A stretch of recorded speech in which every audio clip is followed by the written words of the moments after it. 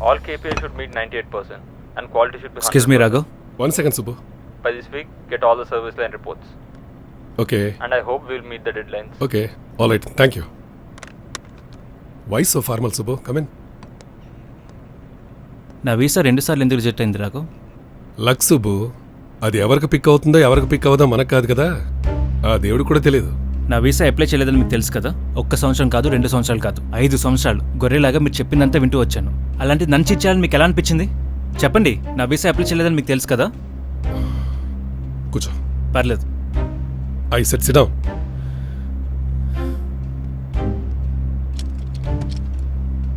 ఏంటి సుబ్బు, దీనికే ద్రోహం లాంటి పెద్ద పెద్ద మాటలు ఎందుకు? I know, in fact I only told them not to apply your visa. అదే ఎందుకని అడుగుతున్నా. ఎందుకేంటి? నువ్వు ఫ్రెషర్గా జాయిన్ అయినప్పుడు నీకు తెలుసో తెలియకో తప్పులు చేసినప్పుడు నీకు సపోర్ట్గా నిలబడింది ఎవరు? మీరే.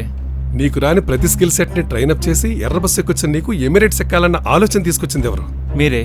బట్ వాటికి మీరు చేసిన దానికి సంబంధం ఏంటి? నేనేమన్నా రీసోర్స్ ఫ్యాక్టరీ పెట్టుకున్నానా?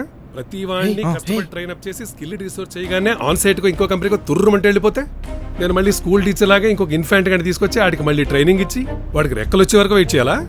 ఆన్ సైట్ వెళ్ళకుండా ఆపగలవు కానీ ఇంకో కంపెనీకి వెళ్ళకుండా ఎలా ఆపగలవు? అందుకేగా ఈ visa apply reject drama.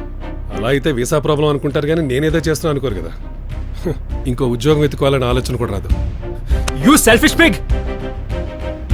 Mind your word Subbu. Sir దగ్గర నుంచి మొదలెట్టి పిక్ దాకా వచ్చావు. ఎక్కువ చేస్తే ఈ ఉద్యోగం లేకుండా చేస్తా. చెయ్యి. ఎలా చేస్తావు చెయ్యి. నువ్వు ఎలా చేస్తావు చూస్తాను. చెయ్యరా చెయ్యరా చూద్దాం. I slapped my ass off for 5 years.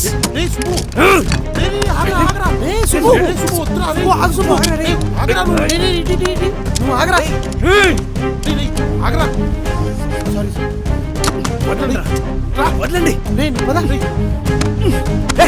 వదలరా. తప్పగా